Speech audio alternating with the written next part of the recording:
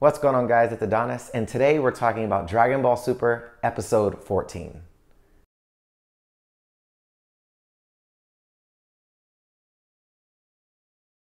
So the episode starts out again in a fighting sequence, and it's awesome. It's probably the best fighting sequence, as far as this fight itself that I've seen in Dragon Ball, period. It's pretty awesome, and it's consistent once the fight starts going. There's not a lot of just filler stuff.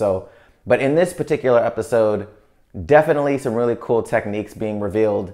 One of them being Beerus being able to nullify, Ki Blast. That's pretty dope. Now, some of the things that Goku did, which was pretty awesome, obviously he was already out of the God state at this point in the episode.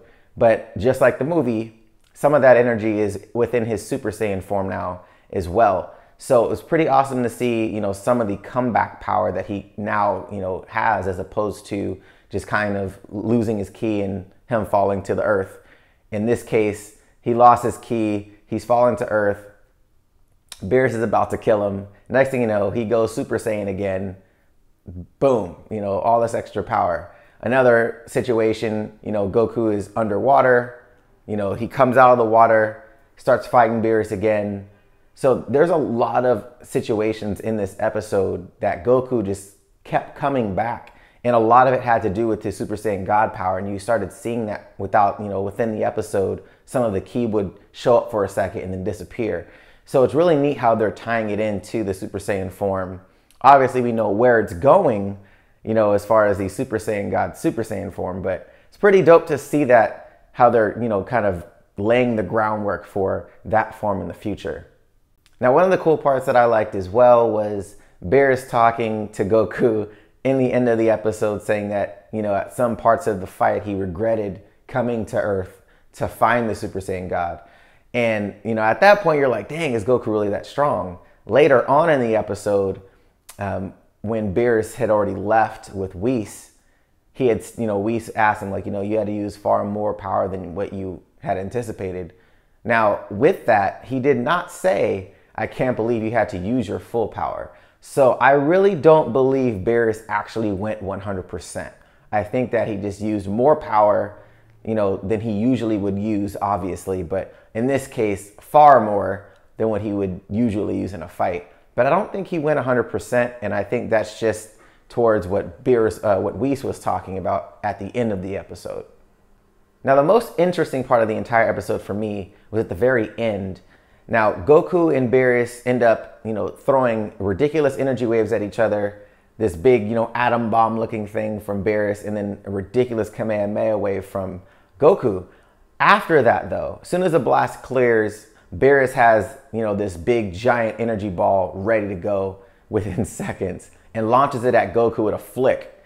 Now, the sick part about this that differs from the movie is Goku, even though he falls out of Super Saiyan like the movie, he doesn't go Super Saiyan God again. He actually punches the ball in regular Saiyan form. Now, I don't know what this means because he couldn't do that in Super Saiyan form. He was trying to stop it. And then in regular form, he just punches it and he shatters the ball. So I don't know what it's alluding to. I don't know if it was just for the sake of for the show, but it was interesting to me to see, like, what does this mean? Is there a significance into him in the regular Saiyan form? I'm not 100% sure what that means at the moment, but we'll find out. Now, after Goku shatters a blast, he falls to the earth. Now, at this point, Vegeta's like, get out of the way, and he catches him. Goku's like, thank you. He's like, shut up. Like, it was just tight to see that they still have this relationship, Goku being generous, Vegeta being generous, but not really being generous. Like, it's just funny how Vegeta works. He's like, you're my friend, I'll catch you, but stop with the sentimental stuff. We're not that close. Like, it's just funny to me. Now, another part after that was Vegeta taking charge of, like, I'm in charge now. Goku can't really do anything, so stand back, I'll take care of it.